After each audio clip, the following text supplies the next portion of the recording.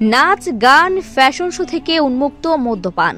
ইসলামের পুণ্যভূমি সৌদি আরব যেন দিন দিন পরিণত হচ্ছে পশ্চিমা সংস্কৃতির চর্চার স্বর্গরাজ্য হিসেবে।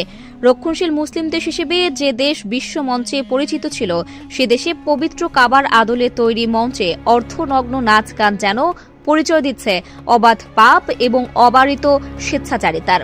তাহলে পৃথিবী ধ্বংসের পূর্বে যে দাজ্জালের আগমনের কথা বলা আছে, সে দাজ্জাল কি খোদ সৌদিতেই আগমন করেছে? কি এর পরিণতি?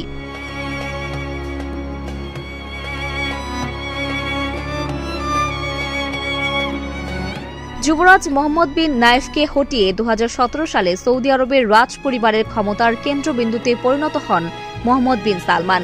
এরপরই সৌদি আরবের খোলস পাল্টে যেতে শুরু করে এই যুবরাজের হাত ধরে। আধুনিকতায় গা ভাসাতে গিয়ে পাপের রাজধানী হয়ে উঠছে ইসলামের এ পুণ্যভূমি। সৌদি আরবকে পর্যটক আকৃষ্ট করতে ভিশন 2030 এর আওতায় সৌদিতে সিনেমা হল ও নাইট ক্লাব চালু করা হয়েছে। চলতি বছর দেশটিতে চালু করা হয়েছে মদের বার, যদিও এখানে প্রাথমিকভাবে অমুসলিম কূটনৈতিক ব্যক্তিরা প্রবেশ করতে পারবেন। এবছর পশ্চিমাদের উৎসব হ্যালোইনও পালন হতে দেখা গেছে সৌদি আরবে, যাতে সৌদি আরবের নারী ও পুরুষদের বিভিন্ন অদ্ভুত সাজে অংশ নিতে দেখা যায়। রক্ষণশীল নাগরিক ও ধর্মবেত্তারা বলছেন, এ ধরনের অনুষ্ঠান ইসলাম ও সৌদি সংস্কৃতির সঙ্গে একেবারেই বেমানান।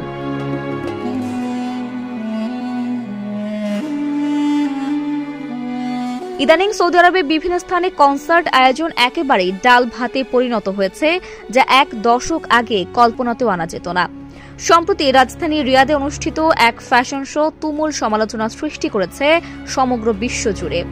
ধর্মপ্রাণ মুসলিমদের মহাপবিত্র কাবার আদলে তৈরি করা হয় এর মঞ্চ। সেখানে পশ্চিমা ঢঙে ফ্যাশন শো করতে দেখা গেছে Jennifer Lopez, Camila Cabello, Nancy Ajram সহ আরো অনেক তারকাকে। একসময় সৌদি আরবে এ ধরনের আয়োজন কল্পনাও করা যেত না, কিন্তু বর্তমান যুবরাজ মোহাম্মদ বিন সালমান শিল্প সাহিত্য চর্চায় উদারতা দেখাচ্ছেন। সম্প্রতি দেশটিতে সরকারিভাবে সিনেমায় বিনিয়োগ করা হচ্ছে, নির্মাণ করা হচ্ছে আধুনিক সিনেমা হল। বর্তমানে আরব বিশ্বের সবচেয়ে বেশি সিনেমা হল রয়েছে সৌদি আরবে, যার থেকে চলতি বছরের প্রথম 9 মাসে দেশটি আয় করেছে বাংলাদেশি মুদ্রায় এর পরিমাণ 2000 কোটি টাকারও বেশি।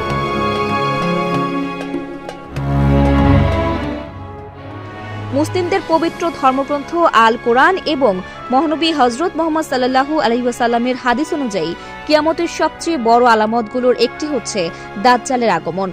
দাজ্জাল পৃথিবীতে এসে ফিতনা সৃষ্টি করবে, যা হার মানাবে আইয়ামে জাহিলিয়া বা অন্ধকার যুগকে।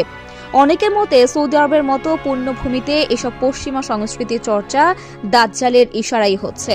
এমনকি সৌদি যুবরাজ মোহাম্মদ বিন সালমানকেও দাজ্জালের সাথে তুলনা করছেন অনেকেই।